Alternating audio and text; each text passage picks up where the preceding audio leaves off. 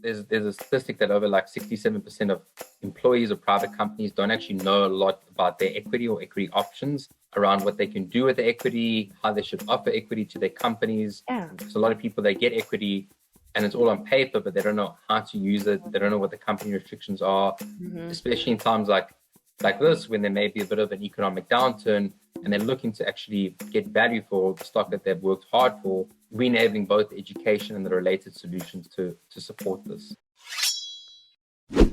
Welcome to Business Ninjas, brought to you by WriteForMe, where you'll hear from business leaders who are out there growing their business and slaying it every day. Learn from the masters. Let's get started.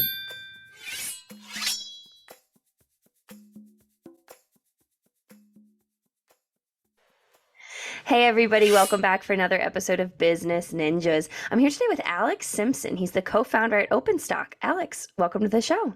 Thank you. Thanks, Kelsey. Yeah, excited to have you. So Alex, tell me a little bit about yourself. So as you can hear from the accent, originally from South Africa, come from a fintech background and been involved in building and advising the fintech space for over 10 years now, from a range of companies, especially ones dealing with the banks. And the latest endeavor is around opening up liquidity for illiquid assets, particularly private stock, with a lot of financial instruments around that. Yeah. So tell me more. So essentially what we do, we work alongside late stage companies that have got a certain qualification to enable them to have liquidity as a shareholder benefit. So with the opportunity to either provide a fair line of credit with no personal recourse, or outright secondary. Those are the two types of solutions that we're giving companies the ability to take control of, and help administer as like an employee or just a shareholder benefit. Okay. And is there a specific, type of company that you see Openstock working with more than others? So we focus on companies that are valued over $500 million globally, with a bit of a good cash flow positivity. And those ideally, we're pretty sector agnostic. But partnering is, we align ourselves with them. But that's particularly the case, the minimum requirement. Yeah, interesting. So what would you say makes Openstock stand out? What differentiates you? I think it's the sort of Switzerland type approach that we've taken, and not just trying to focus on one particular product, but spearheading with the opportunity to get a fair line of credit, but also offering other optionality and the education piece around it, alongside certain data for the CFOs. That's really kind of our niche. Break down a little bit more for me, kind of what you're talking about by what you mean by education and like the options. Break that down a little bit more for me. So a lot of employees don't actually, there's a statistic that over like 67% of employees of private companies don't actually know a lot about their equity or equity options. So we partner a lot with the right type of educators to enable them with education around what they can do with the equity, how they should offer equity to their companies, because it's a two-pronged approach.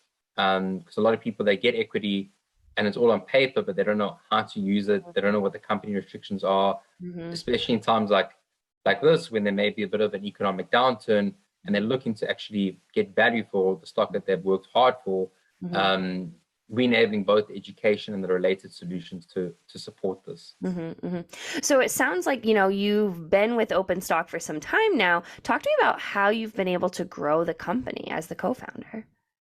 A lot of it, it's very relationship driven, and speaking directly with customers and companies to understand what their needs are, what their roadblocks are, even speaking to people that have worked in the space. So we've aligned ourselves with somewhat sort of competitors, but kind of referring business to each other, as the market is so big and we've all learned lessons. But we've got like a very type of like collaborative partnership model whereby if we kind of work together, share notes on what worked, what appealed to the companies, because we all service in the same market, that's really accelerated a lot of growth. It's that collaborative effort, kind of like sharing in a lot of opportunities. Yeah.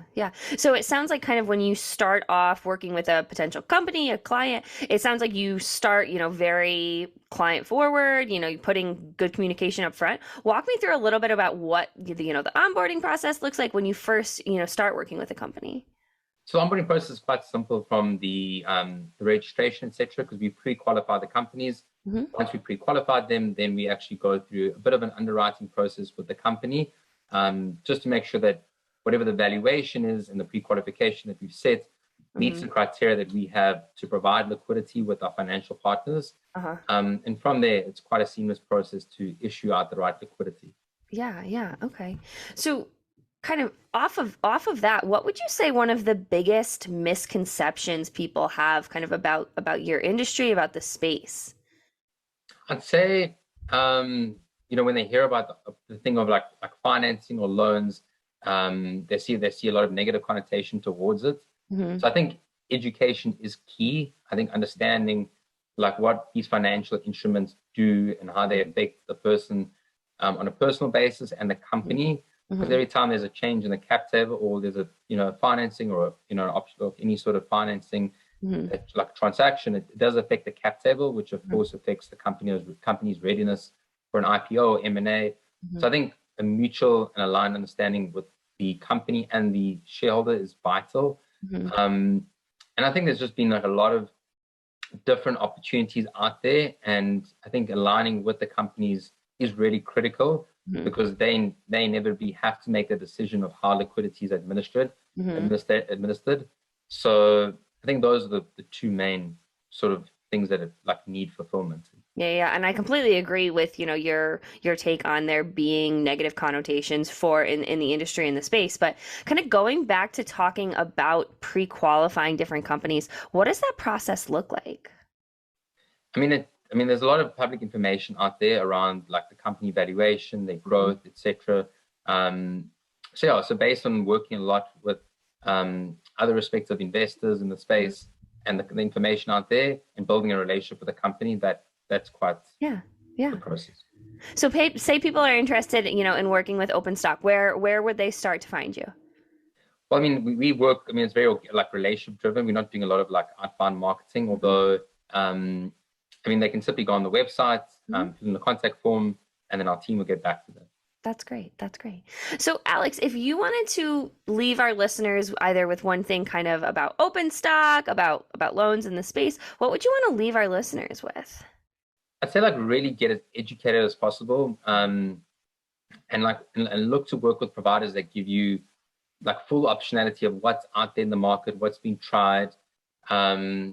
Especially like I think working with companies that are very collaborative and that are transparent in terms of their terms is really crucial, especially the legal details, because it's all about like the terms and the clauses. So it's really important to like get that reviewed by an external financial advisor before making any decision, regardless of how good like the financials look or like the potential outcome.